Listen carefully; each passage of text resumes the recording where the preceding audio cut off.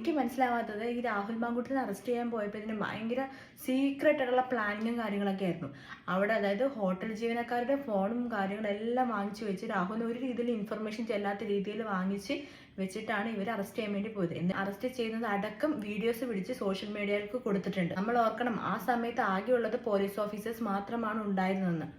അതുപോലെ തന്നെ രാവിലെ തെളിവെടുപ്പിന് രാഹുലിനെ കൊണ്ട് പോകുമ്പോഴാണെങ്കിലും 5:15 6 മണിക്കാണെങ്കിലും അവിടെ മീഡിയാസും DYFI പ്രവർത്തകരും ഉറപ്പായിട്ടും കാണും. രാഹുലിനെ അറസ്റ്റ് ചെയ്യാൻ വേണ്ടി പോകുന്നത് ഒരു മനുഷ്യരെയും അറിയിക്കാതെയാണ് അവർ പോയെന്നാണ് പറയുന്നത്. പക്ഷേ തെളിവെടുപ്പിന് പോകുമ്പോഴത്തേനും എല്ലാവരും ജനക്കൂട്ടത്തിനെ മുഴുവൻ അറിയിച്ചിട്ടാണ് പോകുന്നത്. ഞാൻ ചോദിക്കട്ടെ, നമ്മൾ അങ്ങനെ ഇങ്ങനെയൊന്നും ബാധിക്കാത്ത വിഷയമാണ് മാങ്കൂട്ടത്തിൻ്റെത്.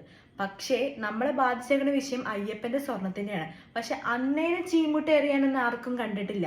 അവർ ഇപ്പോൾ ഓരോ സഖാക്കന്മാരും എല്ലാവരും കൂടി ഒരുമിച്ച് ജയിലിലോട്ട് പോകുന്നുണ്ട്.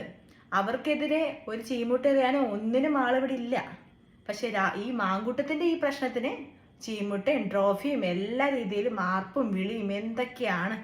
എന്തിന്റെ പേരിലാണെങ്കിലും ഇതൊക്കെ ഒരു വലിയൊരു മനുഷ്യാവകാശ ലംഘനം തന്നെയാണ് രാഹുലിനെതിരെ കാണിച്ചുകൊണ്ടിരിക്കുന്നത്. അതേപോലെ തന്നെ രാഹുൽ മാങ്കൂട്ടം ഈ തെളിവെടുപ്പിന് പോകുമ്പോൾ ഒന്ന് ചിരിക്കുന്നത് പോലെ ഇവിടെയുള്ള സഖാക്കന്മാർക്കും ബാക്കിയുള്ളവർക്ക് ആർക്കും തന്നെ അതൊന്നും പിടിക്കുന്നില്ല. ഇതൊക്കെ ആസൂത്രണം ചെയ്യുന്നവരൊന്ന് കേട്ടോളൂ. നിങ്ങൾ എത്ര തന്നെ അദ്ദേഹത്തിനെ ദ്രോഹിക്കാൻ ശ്രമിച്ചാലും ഇതെല്ലാം ചെല്ലുന്നത് ജനങ്ങളുടെ ഹൃദയത്തിലേക്കാണ്. അത് ചെല്ലുന്ന ഏത് രീതിയിലാണെന്ന് അറിയാമോ? അദ്ദേഹത്തിന് കൂടുതൽ കൂടുതൽ ജനപിന്തുണയാണ് ലഭിക്കാൻ പോകുന്നത്. എന്തായാലും ഒരു കാര്യം ഉറപ്പാ, അയാൾ എന്തൊക്കെ വന്നാലും പൂർവാധിക ശക്തിയോട് തന്നെ തിരിച്ചു വരും.